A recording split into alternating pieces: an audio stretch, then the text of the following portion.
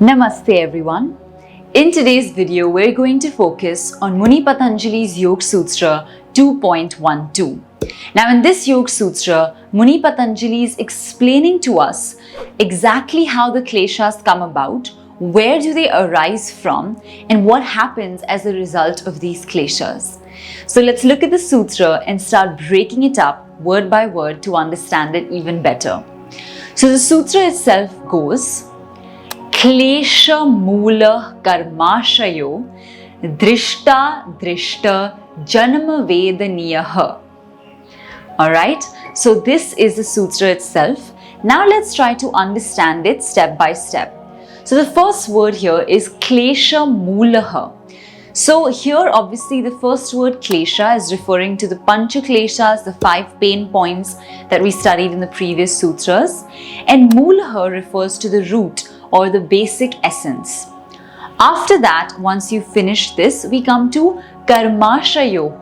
And karmashayo is talking about the karmashaya, which is basically the storehouse of all the karmas that each of us have. It's something that's quite abstract and subtle. It's not like a bag that we can show each other and we can say, oh look, this is my karmashaya. But it's something that is much more subtle than that, and it's something that we keep storing in each lifetime. So that is the meaning of the second word. And finally, we come to the next group of words, which is talking to us about drishta and adrishta. So it's saying drishta, one that can be seen, one that can be perceived, and adrishta, even that which cannot be seen as yet. And the second is janma vedaniyaha. Now janma means birth and vedaniyaha is conjoined to this word. So it's trying to tell us that basically the life that can be seen, which is our present life, along with the life that cannot be seen, which would be the next life, is impacted by the karmashaya, which in turn is impacted by the kleshas. Alright, so let's make that a little easier to understand and grasp it even further. So what it's telling us is that because of the impact of the kleshas and their inherent essence, they create a karmic tendency or karmic impact in us, which results in us storing the sanskaras or the impact of the actions that we do. And because we store this and we know that every action has an equal and opposite reaction, we keep storing the impressions of previous actions, and that means we have to keep experiencing the result of those actions. Some of those we experience in this life itself, some we carry forward into the next life, which we haven't even perceived or experienced yet. And therefore, Muni Patanjali is making a very strong point here, which is that the kleshas form the bedrock of the karmas, and the karmas are pretty much the basis of our entire lives. Now, why is this really important?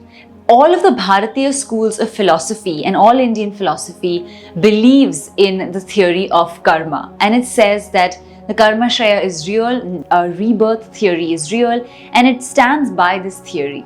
And so as the result, that also means that the karmashaya is influenced by the kleshas, and that also plays quite a dominating role in how we understand the karmic theory. Now, how do we work towards this, and what sense can we make of it?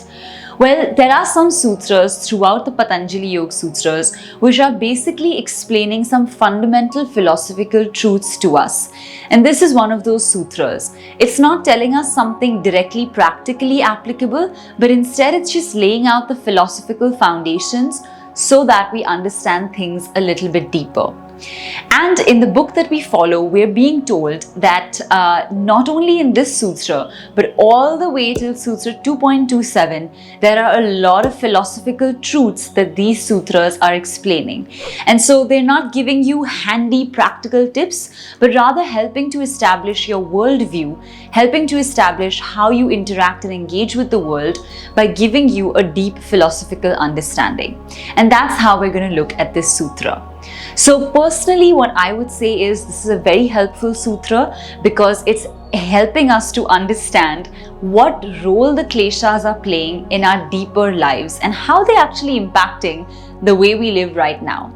And therefore, I believe that if we reduce the kleshas, we can also directly impact how our experience is in this life as well as the next life. And that's what makes this sutra so very important.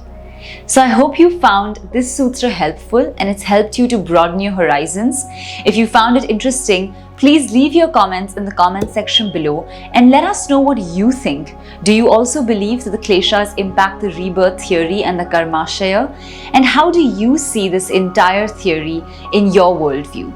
Apart from that, if you found this video helpful, please do leave your comments, like the video, and also subscribe to our channel. We hope to see you in the next video or in the next class. You can join our classes by clicking the link in the description, and we look forward to seeing you in one of those. We're going to see you in the next video really soon. Until then, take care, and we'll see you in the next one.